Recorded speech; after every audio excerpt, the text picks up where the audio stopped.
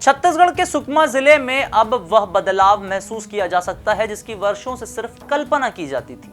कभी नक्सली खौफ के साए में जीने वाले ग्रामीण अब आत्मविश्वास और उम्मीद से भरे हुए नजर आते हैं। सुरक्षा बलों की सख्त कार्यवाही और मानवीय पहल ने उस डर को काफी हद तक कम कर दिया है जिसने इन इलाकों को विकास से दूर कर रखा था।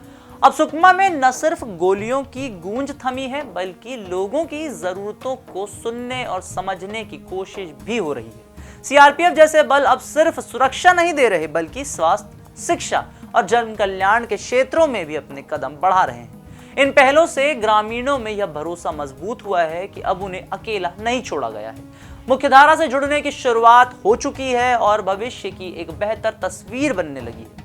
सुकमा जैसे क्षेत्रों में यह बदलाव सिर्फ एक उपलब्धि नहीं बल्कि उम्मीदों की नई सुबह के रूप में भी देखी जा रही है। अब ऐसा क्या हुआ है बस्तर के सुकमा के अंदर की गांव वासियों को मिली है नई उम्मीद, करते हैं सभी जानकारी आपसे साझा। नाम हमारा आशीष गुप्ता और आप देखना शुरू कर चुके हैं NS24/7 डिजिटल। छत्तीसगढ़ के नक्सल प्रभावित सुकमा जिले के गोमगुड़ा गांव में 15 जून 2025 को सीआरपीएफ की 226वीं बटालियन ने एक मेडिकल कैंप लगाया। सुकमा रेंज के उप महानिरीक्षक के निर्देशन और कमांडेंट धन सिंह बिष्ट की देखरेख में आयोजित इस कैंप में आसपास के गांव के सैकड़ों ग्रामीणों और बच्चों ने हिस्सा लिया। सीआरपीएफ के डॉक्टर बालकृष्णा ने मुफ्त स्वास्थ्य जांच की और मलेरिया, मौसमी बीमारियों से बचाव की जानकारी दी। ग्रामीणों को दवाइयां और पोषण सामग्री भी दी गई। द्वितीय कप्तान रणविजय कुमार ने ग्रामीणों को शिक्षा और सरकारी योजनाओं का लाभ उठाने की सलाह दी।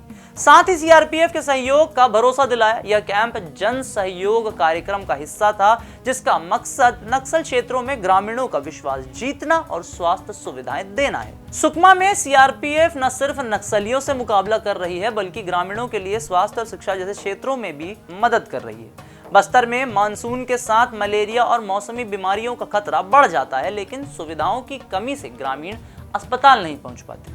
सीआरपीएफ की 226वीं बटालियन ने गोमगुड़ा में मेडिकल कैंप लगाकर समस्या को कम करने का एक प्रयास किया है। 2024 में सुकमा के गुंडम गांव में भी सीआरपीएफ ने ऐसा कैंप लगाया था जहां सैकड़ों ग्रामीणों को इलाज मिला। इन पहलों से ग्रामीणों में विश्वास बढ़ा है। सहायक कमांडेंट विश्वनाथ आर्या और अभिषेक कुमार जैसे अधिकारियों की मौजूदगी ने इस आयोजन को और प्रभावी बनाया।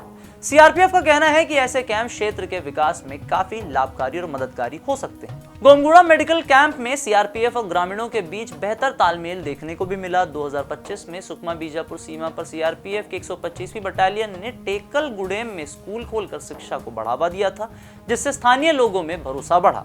गोमगुड़ा कैंप में बच्चों को शिक्षा और सरकारी योजनाओं की जानकारी दी गई जिससे उनके अभिभावकों में उम्मीद जगी।